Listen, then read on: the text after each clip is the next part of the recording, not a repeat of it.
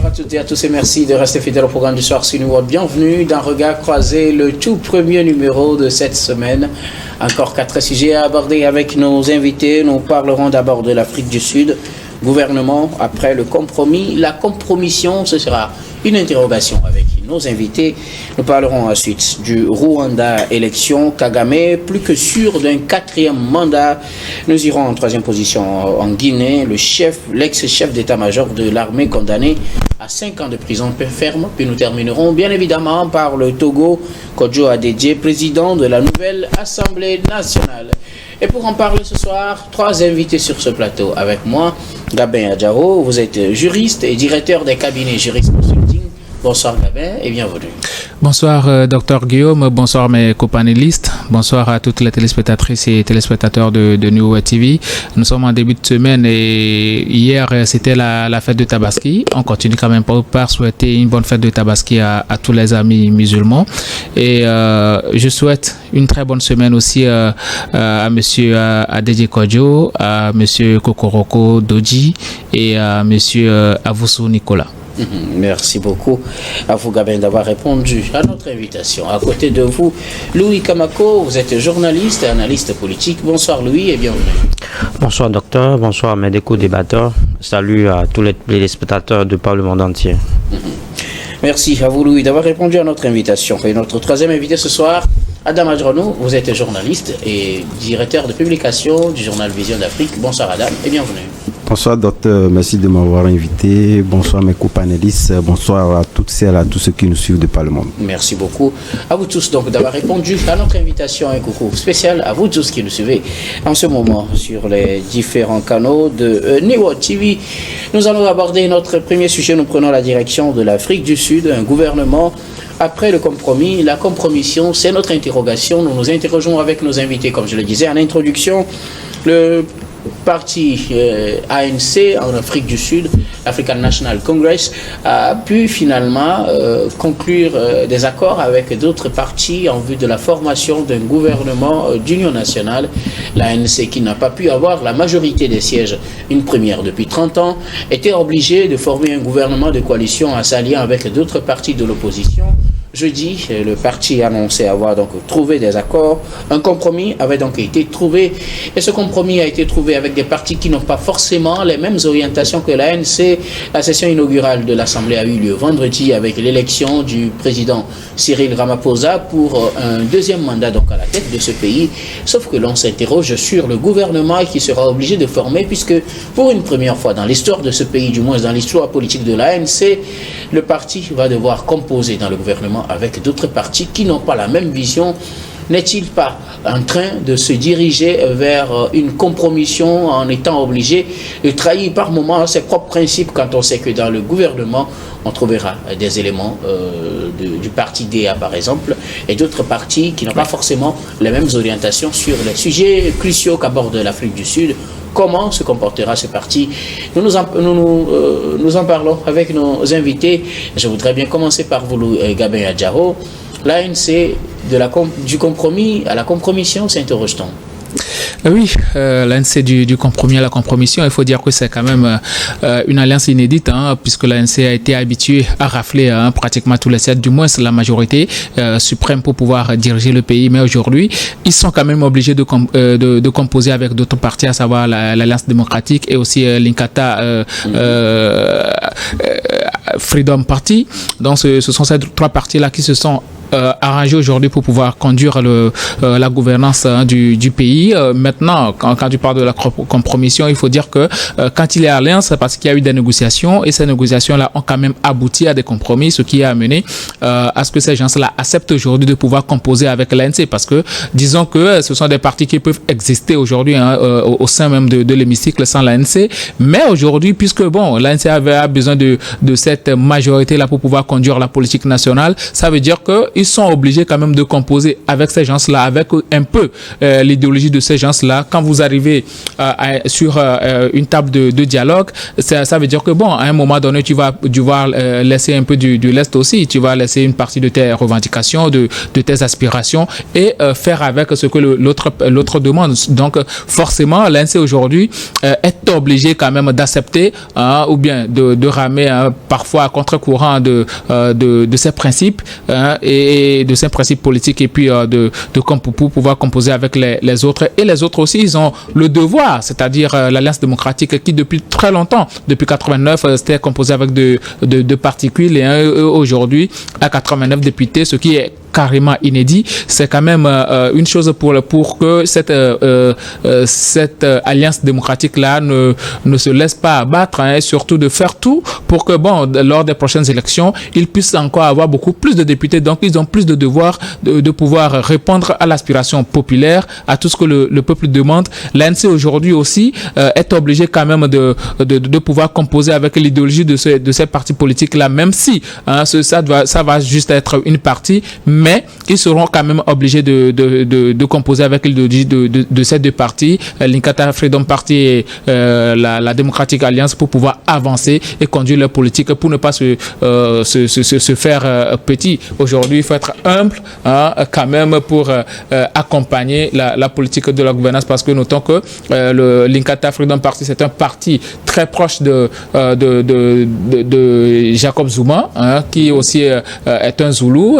Ce parti-là, c'est un parti des conservateurs Zoulous, mais s'ils ont jugé bon d'aller avec Cyril Ramaphosa, c'est parce qu'ils pensent que ça peut apporter quelque chose, premièrement à leur parti et ensuite au pays. Ils ne pensent pas forcément à renforcer juste l'ANC, mais ils pensent premièrement à se renforcer eux-mêmes et surtout aspirer, parce que quand on crée un parti politique, on aspire à gouverner un jour aussi. Donc ils veulent passer par là pour devenir quand même des gouvernants de pays et pourquoi pas lors des prochaines élections arriver à ravir la vedette à l'ANC. L'ANC doit faire beaucoup plus attention aujourd'hui parce qu'il y a beaucoup plus de partis qui émergent et le résultat est qu'il y a beaucoup de ces gens-là qui faisaient partie de l'ANC, mais qui aujourd'hui sont sortis de ce parti-là pour aller créer leur propre parti, qu'on prend Jacob Zuma, qu'on prend Julius Malema et autres.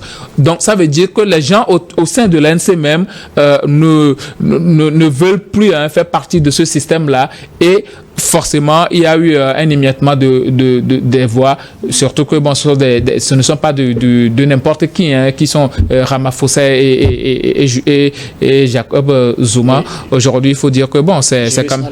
Et Julius Malema. Donc aujourd'hui, c'est quand même...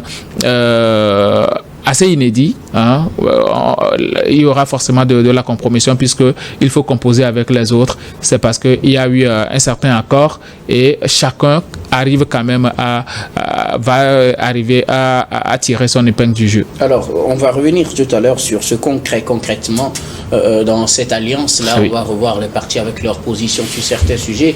Alors, Adam Adjronou, est-on en train de se diriger ou bien ceux qui craignent une compromission au niveau de l'ANC et de l'Afrique du Sud de façon générale, auront-ils raison quand on sait qu'à la dernière minute, le parti a quand même pu conclure un accord avec d'autres partis pour former un gouvernement d'union? Vous savez, avant de répondre à votre question, il est opportun que l'on puisse revisiter un peu l'histoire en ce qui concerne la déchéance ou la décadence de l'ANC. Après 30 ans de politique incitative liée donc à la question de l'apartheid qui a conduit l'ANC à cette déchéance, qui n'a pas su avoir la majorité absolue, notamment les 200 députés pour pouvoir former un gouvernement. Je pense également que c'est là où... 200, bon, de toutes les façons, 200, voilà, 201 députés. Et je crois que lorsque vous le parcourez, c'est aujourd'hui pratiquement, lorsque nous prenons ce régime semi-parlementaire, puisque l'Afrique du Sud est sous un régime semi-parlementaire, c'est là également depuis près de 30 ans qu'il faudrait véritablement jauger, en tout cas mesurer un peu la vitalité de cette politique-là, puisque c'est pour la première fois. Et moi, de mon point de vue, vous savez, lorsque plusieurs tendances politiques se chevauchent dans un gouvernement, quelque part, il appartient à ces leaders-là et au regard des accords conclus qui puissent donc les conduire à pouvoir donc cohabiter ensemble. Ici, nous serons quand même dans une logique de prétention en faisant en sorte que, en mettant en place, en tout cas, tous les scénarios possibles qui peuvent permettre, en tout cas, cette vitalité de mieux s'exprimer, ou à défaut d'aller vers cette compromission dont vous parlez. Mais pour autant, je crois que quelque part, lorsque nous le prenons, il y a beaucoup de voix. D'abord, l'ANC elle-même s'était fourvoyée parce que quelque part, lorsqu'il y a trop de dissensions au sein d'un parti politique, vous prenez donc des risques. Et on a vu que Ramaphosa, depuis son magistère, a pu s'accentuer cette politique-là qui a conduit pratiquement à cette fragilation. Lorsque vous prenez partout dans toutes les démocraties, à partir du moment où vous avez en votre sein des scissions, cela vous dit quelque part, ces risques-là vont naturellement affecter votre politique. C'est ce qui est arrivé donc à l'ANC, surtout avec cette dernière, en tout cas, rétraction qui est donc le président Jacob Zuma, qui a fait donc une ascension donc mystérieuse en se positionnant comme un parti majeur pour la première fois. Donc, c'est qu'en 8 députés, on s'y attendait le moins. On s'y attendait le moins. Et moi, je pense que cette coalition, l'ANC devait donc faire profil bas, dans la mesure où il y en a également qui aujourd'hui, au regard de ce vote de rejet qui a conduit pratiquement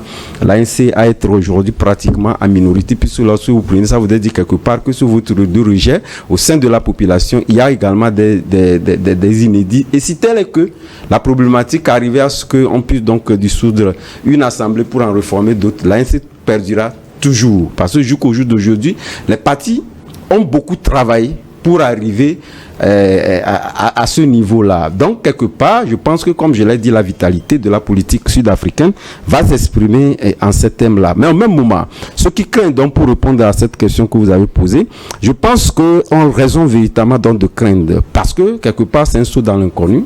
Pour la simple et bonne raison que depuis 30 ans, à partir du moment où c'est une première fois qu'on essaie cette politique-là, il y a lieu quand même de pouvoir dire qu'il y a plusieurs choses dont peuvent intervenir.